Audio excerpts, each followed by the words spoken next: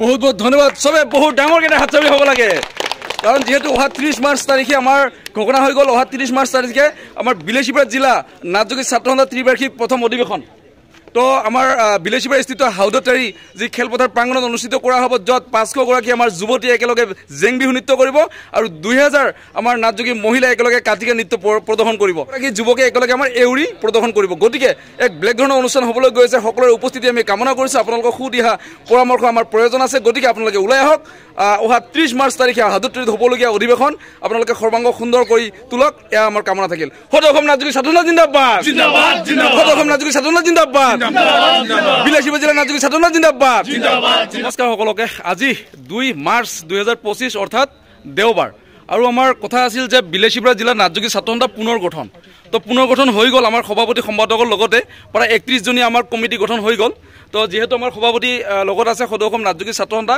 চৰ্দাৰ অৰবিন্দ দা দাদাৰ কাৰণে সবে এবাৰ বহুত ডাঙৰকৈ হাত চপৰি হ'ব লাগে সদৌ অসম নাটযোগী ছাত্ৰ সন্থা জিন্দাবাদ জিন্দাবাদ জিন্দাবাদ সাউন্ড লাহে হলে কমিটি ষ্ট্ৰং নহব বুলি আমি ভাবিম ঠিক আছে সদৌ অসম নাটযোগী ছাত্ৰ সন্থা জিন্দাবাদ জিন্দাবাদ জিন্দাবাদ সদৌ অসম নাটযোগী ছাত্ৰ সন্থা জিন্দাবাদ জিন্দাবাদ জিন্দাবাদ বিলাসীপাৰা জিলা নাটযোগী ছাত্ৰ সন্থা জিন্দাবাদ জিন্দাবাদ জিন্দাবাদ বিলাসীপাৰা জিলা নাটযোগী ছাত্ৰ সন্থা জিন্দাবাদ জিন্দাবাদ জিন্দাবাদ সদৌ অসম নাটযোগী ছাত্ৰ সন্থা জিন্দাবাদ জিন্দাবাদ জিন্দাবাদ নাটযোগী জিন্দাবাদ জিন্দাবাদ জিন্দাবাদ বহুত বহুত ধন্যবাদ আজি আমি হেলাগাৰী শিৱ মন্দিৰ প্ৰাংগণত এনেকৈ উপস্থিত হৈছোঁ আৰু ইয়াতে এখন শক্তিশালী বিলাসীপাৰা জিলা নাটযোগী ছাত্ৰ সন্থা কমিটি গঠন কৰা হৈ গ'ল 31 জনীয়া কমিটি গঠন কৰা হৈ গ'ল আৰু আগন্তুক দিনত কমিটিখনৰ কি কাম কাজ হ'ব আৰু দুটা কাৰ্যসূচী লোৱাই হ'ল ইতিমধ্যে আৰু আমাৰ সভাপতিৰ পৰা গোটেইখিনি মই জানি ল'ম আৰু আমাৰ ইয়াতে বহলপুৰ চালকচা আমাৰ বিলাসীপাৰা বিভিন্ন আঞ্চলিকৰ পৰা গাঁৱৰ পৰা ইয়াতে আমাৰ ডেকা বন্ধুসকল যুৱ বন্ধুসকল ওলাই আহিছে আৰু আজি প্ৰতিশ্ৰুতি দিছে যে আমাৰ জাতিৰ হকে ৰাইজৰ হকে কাম কৰি যাব আৰু কি প্ৰস্তাৱ লোৱা হ'ল মই এইখিনি ক'ব বিচাৰিম আৰু আমাৰ সভাপতি সম্পাদক লগতে অন্য যি আমাৰ একচুৱেলি সদস্যসকল আছে মই দেখুৱাই যাম প্ৰথমতে আমি দাদাৰ পৰা জানিব বিচাৰিম দাদা আজি আমাৰ যি 31 জনীয়া এটা কমিটি গঠন হ'ল বিলাসীপাৰা জিলা নাটযোগী ছাত্ৰ সন্থা গতিকে কি কাৰ্যসূচী লোৱা হ'ল আগন্তুক দিনত কেনেকৈ আগবাঢ়ি যাম আমি অলপ জনালে ভাল আছিল বিলাসীপাৰা জিলা সমিতি আমাৰ নাটযোগী ছাত্ৰ সন্থা আমি ভংগ বুলি ঘোষণা কৰি পুনৰ এখন শক্তিশালী নাটযোগী ছাত্ৰ সন্থা বিলাসীপাৰা জিলা সমিতিৰে আজি গঠন কৰা হ'ল আৰু সভাপতি হেলাগাৰীৰ বিকাশনাথ দেৱক সভাপতিৰ দায়িত্ব আৰু লুটাপাৰা ধনজিৎ নাথক সম্পাদকৰ দায়িত্বৰে 31 জনীয়া এখন পূৰ্ণাংগ শক্তিশালী জিলা সমিতি গঠন কৰা হ'ল আৰু আজি এই সাধাৰণ সভাতে ৰাজহুৱাকৈ প্ৰস্তাৱ গ্ৰহণ কৰা হ'ল অহা 30 মাৰ্চ তাৰিখে বিলাসীপাৰা জিলা নাটযোগী ছাত্ৰ সন্থাৰ ত্ৰিবাৰ্ষিক প্ৰথম সংখ্যক অধিৱেশন বিলাসীপাৰা জিলা অন্তৰ্গত হাউদতাৰী গাঁৱত অনুষ্ঠিত কৰা হ'ব গতিকে 30 মাৰ্চ তাৰিখে আমি সমগ্ৰ বিলাসীপাৰাৰ নাটযোগী জনগোষ্ঠীক স্বতঃস্ফূৰ্তভাৱে অংশগ্ৰহণ কৰিবলৈ আহ্বান জনাইছোঁ আৰু এই অধিৱেশনত বিশেষভাৱে এক আকৰ্ষণীয় পৰিৱেশ সৃষ্টি হ'ব যে 500 গৰাকীয়ে একেলগে যুৱতীয়ে জেং বিহু নৃত্য প্ৰদৰ্শন কৰিব আৰু 2000 মহিলা একেলগে আমাৰ জনগোষ্ঠীয় যি কাটিকা নৃত্য সেই কাটিকা নৃত্য পৰিৱেশন কৰিব আৰু 100 জন আমাৰ উঠি অহা প্ৰজন্মই নাটযোগী জনগোষ্ঠীৰ যি এউৰি সেই নৃত্য প্ৰদৰ্শন কৰিব গতিকে এই তিনিটা মূল কাৰ্যসূচী হিচাপে অধিৱেশনখন অনুষ্ঠিত হ'ব আৰু অধিৱেশনৰ যি প্ৰতিনিধি সভাই নিশ্চিতভাৱে বিলাসীপাৰাৰ লগতে সমগ্ৰ অসমত সদৌ অসম নাটযোগী ছাত্ৰ সন্থাই গ্ৰহণ কৰা কাৰ্যসূচীসমূহত বা বিলাসীপাৰা অঞ্চলত কেনেকুৱা ধৰণৰ কাম কাজসমূহ কৰি লৈ যাব প্ৰতিনিধি সভাই সিদ্ধান্ত গ্ৰহণ কৰিব গতিকে আমি আজি সকলোকে আহ্বান জনাইছোঁ যে অহা 30 মাৰ্চ তাৰিখে এদিনীয়া কাৰ্যসূচীৰে আমাৰ এই বিলাসীপাৰা জিলা সমিতিৰ অধিৱেশন অনুষ্ঠিত হ'ব আৰু অধিৱেশনখন জাকজমকতাৰে অনুষ্ঠিত হ'ব সাংস্কৃতিক শোভাযাত্ৰা হ'ব সাংস্কৃতিক অনুষ্ঠান হ'ব গতিকে আমাৰ এই যি অধিৱেশন এই অধিৱেশনখন বিলাসীপাৰা জিলাত নাটযোগী ছাত্ৰ সন্থা হিচাপে এক ঐতিহাসিক অধিৱেশন হ'ব বহুত বহুত ধন্যবাদ সবে বহুত ডাঙৰকৈ হাত চপৰি হ'ব লাগে কাৰণ যেহেতু অহা 30 মাৰ্চ তাৰিখে আমাৰ ঘোষণা হৈ গ'ল অহা 30 মাৰ্চ তাৰিখে আমাৰ বিলাসীপাৰা জিলা নাটযোগী ছাত্ৰ সন্থা ত্ৰিবাৰ্ষিক প্ৰথম অধিৱেশন আজি আমাৰ বিলাসীপাৰা জিলা নাটযোগী ছাত্ৰ সন্থা পুনৰ গঠন হৈ গ'ল তেতিয়া শপত গ্ৰহণ হ'ব আজিয়ে এতিয়া শপত পাঠ কৰাব আমাৰ সদৌ অসম নাটযোগী ছাত্ৰ সন্থা সভাপতি চৰ্দাৰ অৰবিন্দ নাথ ডাঙৰীয়াই মই যোগী নিজে নাম ডাঙৰীয়া কবি নিজে নামটা জোৰে জোৰে কওঁ সদৌ অসম নাটযোগী ছাত্ৰ সন্থাৰ বিলাসীপাৰা জিলা সমিতিৰ এগৰাকী সন্মানীয় নিজৰ পদবীতে হিচাপে যোগী জাতি আৰু দেৱাদিদেৱ মহাদেৱৰ নামত আজি 2025 চনৰ মাৰ্চ মাহৰ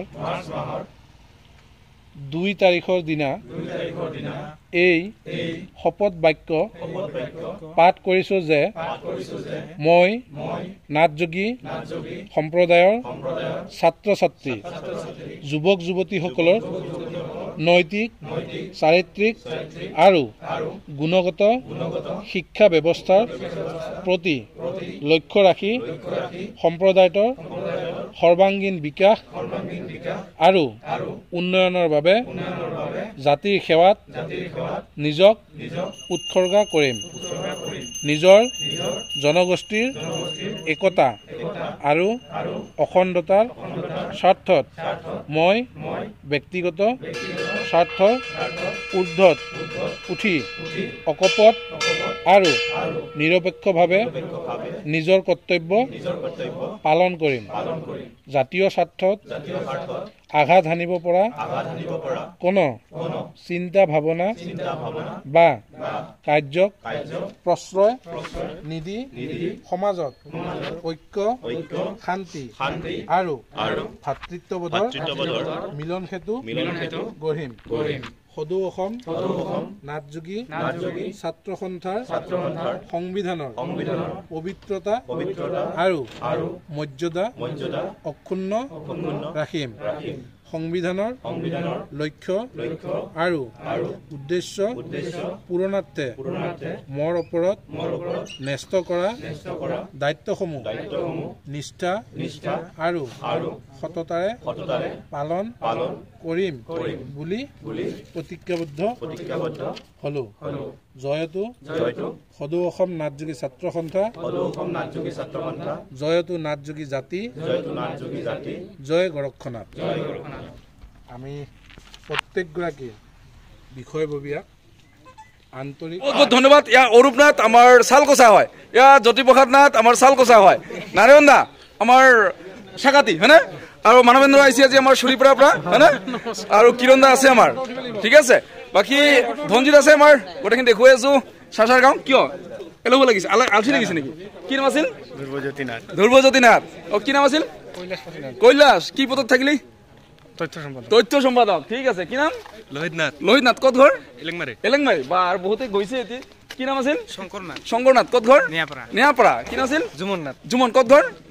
নেয়াপাৰা। আজি ভিনি আছে আমাৰ হয় না, আঠিয়াবাৰী। ভূপেন দা হয় না।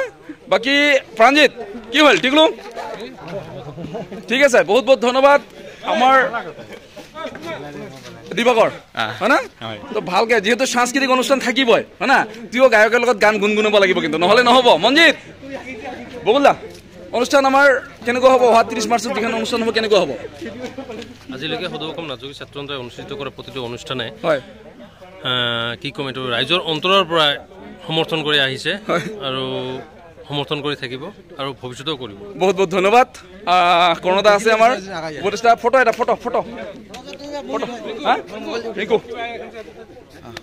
ৰিংকু আছে, বাবুকণ, হৰিশ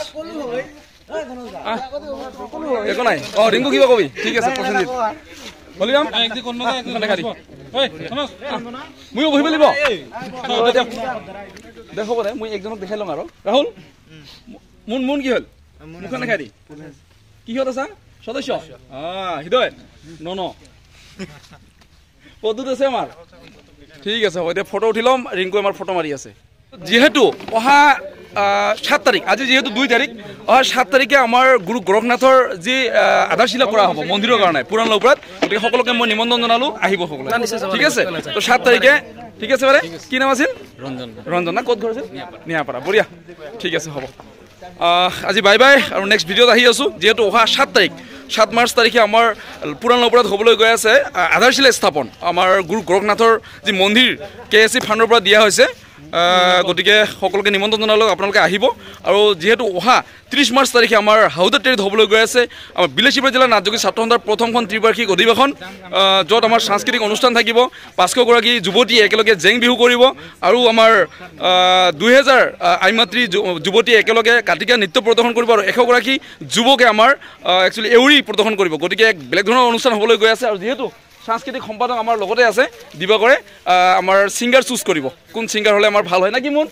দিবাকৰে চুজ কৰিব কিন্তু কোন ছিংগাৰ হ'লে ভাল হয়, ঠিক আছে। বহুত বহুত ধন্যবাদ সকলোকে বহুত বহুত ধন্যবাদ আজি আমাৰ বিলাসীপাৰা জিলা নাথযোগী ছাত্ৰ সন্থা প্ৰায় 31 জনীয়া কমিটি গঠন হৈ গ'ল থেংক ইউ